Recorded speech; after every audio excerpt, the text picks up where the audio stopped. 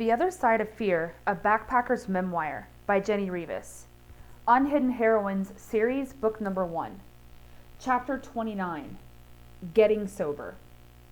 I finally understood alcohol was not a cure for pain, it was merely a postponement. A quote by Sarah Hepola in her book, Blackout, Remembering the Things I Drank to Forget. Drinks flowed all night long, and being the 20-year-olds they were, the cheap mixed drinks on special were the ones flowing. They danced like that night was the last night they would see. You're used to drinking heavily, but you can't mix all this cheap shit, some inner voice of wisdom was beckoning. Hours on the dance floor ended when the lights announced closing time, and we were ushered outside to discover that it was almost 6 a.m. The faint light out on the horizon let us know the sun would soon be upon us. Our drunk group wandered to the plaza where we drank more beer before deciding to go to one of Sally's university friends' houses to grill out and keep the momentum going. When we got to the house, the only thing I wanted was to lie down, so Leo took me to a quiet room where I could sleep peacefully. I remember lying down in my clothes and fading off to sleep as I heard everyone else having fun outside. A few hours later, with the sun fully up and cloaking the town in its 100-degree heat, I woke up, drenched in sweat in a strange room, alone, with no fan and no AC, vomit and food caked in the corners of my mouth. My left temple was throbbing so hard I swore the side of my head was going to explode. I felt like I had sandpaper in my throat. The room was spinning and I had no idea where to find water or a bathroom. Then I remembered. Fuck, it's Sunday. Not only was Sunday my busiest day to receive non-scheduled calls from students looking for teachers online, but I had several hours of reservations with regular students. I'd already missed several at that point. I would miss all of them that day, and I had no way to notify my students or the company I worked for that I wouldn't be there. Not only was I out the money for bar tabs, but I would be without the money from that day's classes, and my online teaching account would be frozen for a week as punishment for not showing up that day, meaning I would also lose income for the whole week. I lay in that bed so furious with myself, and for the first time looked directly into the mirror of my relationship with alcohol. If they'd never invited me out, none of this would have happened, I thought, beginning to finger point. I called myself out, and it was time to be painfully honest after years of lying to myself. Nobody made me mix all those cheap drinks. In fact, nobody put a gun to my head and made me go out at all. For years, I had been angry at others for their relationship with alcohol. For years, it was everyone else's fault. If people didn't offer to pay for bar tabs, it wouldn't be so easy to drink. If alcohol wasn't around every corner, in every convenience store, at every restaurant, and in every fridge, I wouldn't drink so much. If that person wouldn't have made me so angry, I wouldn't have ever opened that bottle. I would have closed my tab after those 2 beers and just gone home if that person hadn't started buying shots for everyone. I never drank heavily until I dated someone who had a real problem with alcohol. It's the influence of that person that made me choose to binge on tequila. They have a problem, but my relationship with alcohol is nowhere as destructive as theirs. But the truth of the matter was, I was the common denominator in all those relationships. In all the work I had done myself, I had not ever taken ownership of my relationship with alcohol and the damage it did to my life and the lives of others. Alcohol steals, and it had been stealing from me for years. My choices stole thousands upon thousands of dollars that could have been invested in creating security and wellness for my future. Drinking was the foundation of hundreds of toxic relationships I otherwise would not have been involved with. I would have never taken oxycodone or Lortabs alone. It was only when I was drunk that the thought crossed my mind. I never would have experienced the cocaine detour as heavily as I did had it not been for my marriage to alcohol. It was my true blue, my rock solid, the homie hanging out on my shoulder, keeping me company no matter who came in and out of my life. It made me a lazy gatekeeper of my life for as long as I was attached to it. Things that I normally would not accept suddenly seemed okay after drinking.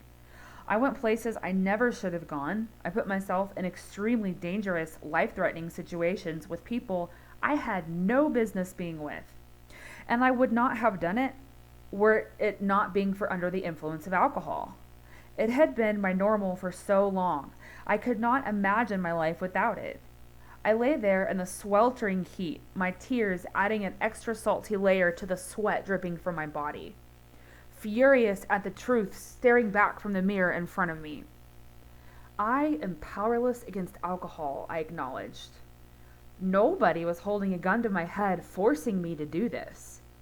So why did I choose this misery?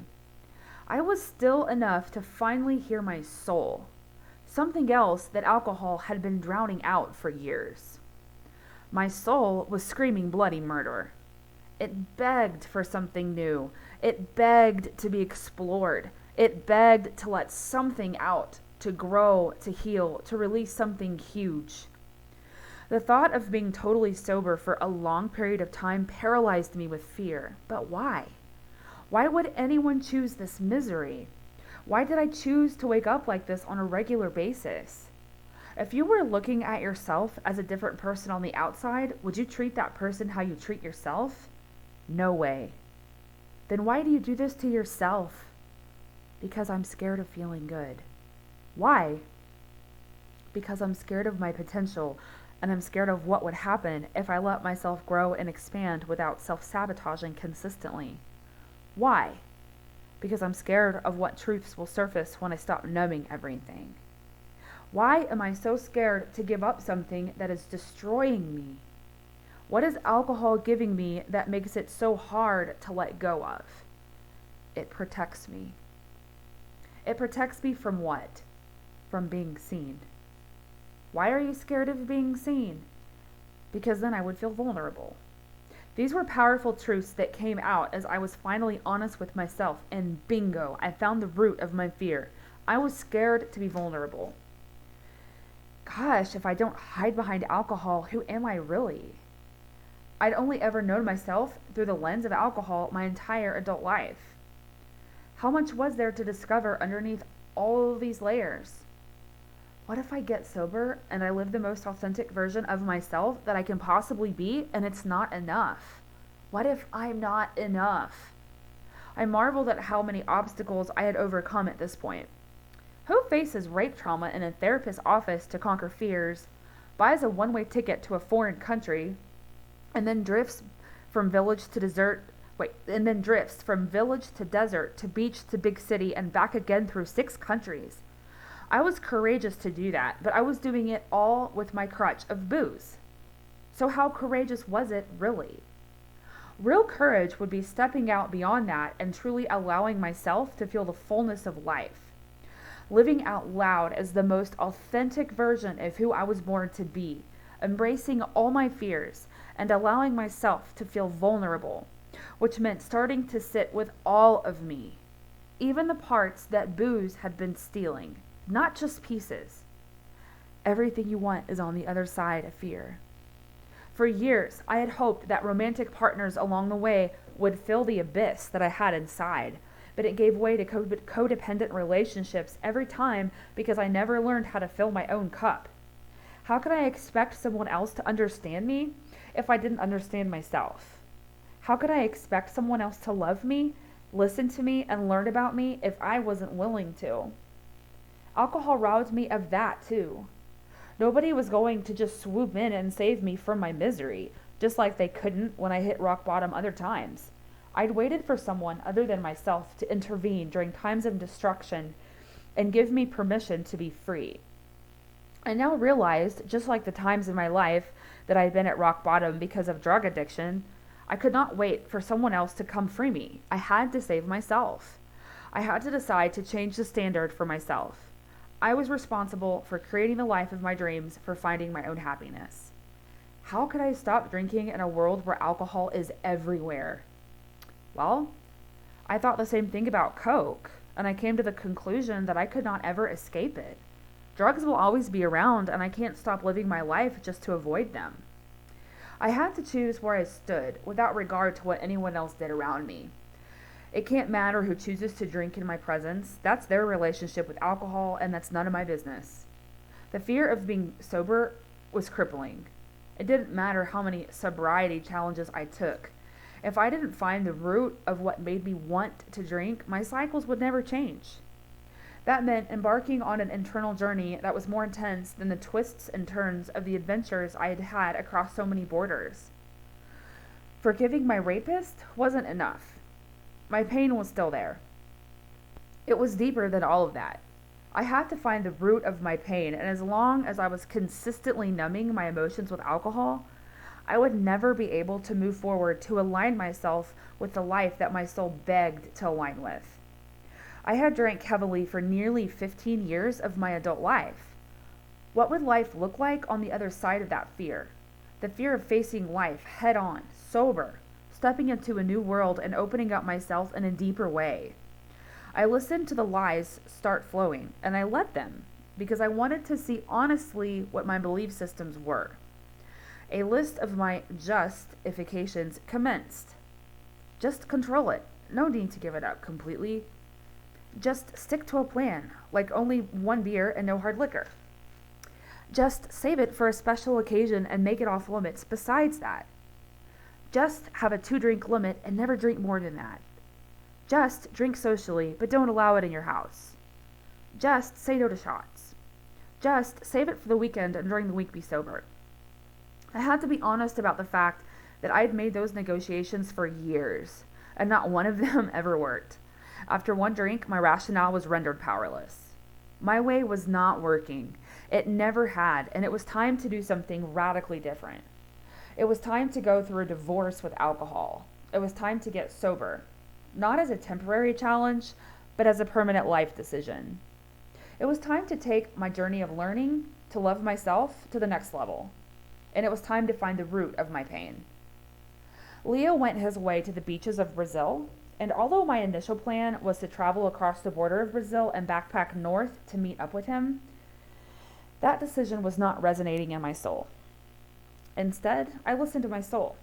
It didn't want Brazil quite yet. I wanted to go back to Colombia. I booked a flight from Buenos Aires to Medellin and used the 2 weeks in between to explore new places along the way. I spent a week in Esteros de Iberá, where I canoed along the banks of swamps to take pictures of alligators sunbathing and saw animals I had never seen. In fact, I got to see an alligator even closer when it jumped into the outside pool for a night swim in the place where I was staying. The owner said that was a nightly occurrence, so everyone knew not to get in the pool after a certain hour. I got back to my little studio apartment in Jardín in the nick of time to finish my final semester projects, see my beloved Reavis, and go on long hikes through banana fields and coffee farms. It was different this time, though. Everything was different sober, and alcohol was everywhere. Around every turn, I was invited to partake in a bottle service from the locals to welcome me back to the village. But I had expected this to happen and had prepared for it for a long time. Had prepared for it this time. On long hikes, I was able to reflect on the version of me who hiked there during previous trips to Jardín. I felt divinely empowered to see how far I was now from the Jenni who fled the destruction she caused to herself and those around her. I offered amends to those I had harmed. For some, it was received and strengthened the foundation of our friendship. For others, the door was closed, which I grew to accept as a consequence of my former poor decisions. I celebrated my 34th birthday there, and I felt like I truly celebrated my existence for the first time ever. In previous years, I had always experienced deep sadness around my birthday and spent days and phases of drunkenness, hungover, or in some stage in between. The sadness was still there, but I was able to be fully present with it and still experience joy at the same time. I made my first vision board of things I wanted to attract to my life in the following year. I took all my art supplies and the poster board up the mountain to the big Jesus statue. There were covered tables there, and I sat and drew out my vision board, looking down over the village and the mountains surrounding it. After village hopping in the area, I knew it was time to make the transition from Jardín to Medellin so that I could have more stable Wi-Fi to teach online. A friend in the village connected me to her mother-in-law, who had a room to spare in her apartment in a Medellin neighborhood off the tourist trails. It was while living there that I began writing this book. I would go sit at tables outside of hole-in-the-wall coffee shops or bakeries, tucked away on the side streets of that Belen Rincon neighborhood, and write for hours until my soul said it was done. And I would hike up the long hill back home. I did this for a little over 2 months until one day my soul said it needed the kind of inspiration that only traveling gave me. I packed my essential items, secured the rest in my rented room, threw my bag on my back, and took off. Not having a clue that within a few days the world would be engulfed in the COVID-19 pandemic and I would be stuck in strict lockdown for months. And well, you know the rest of the story.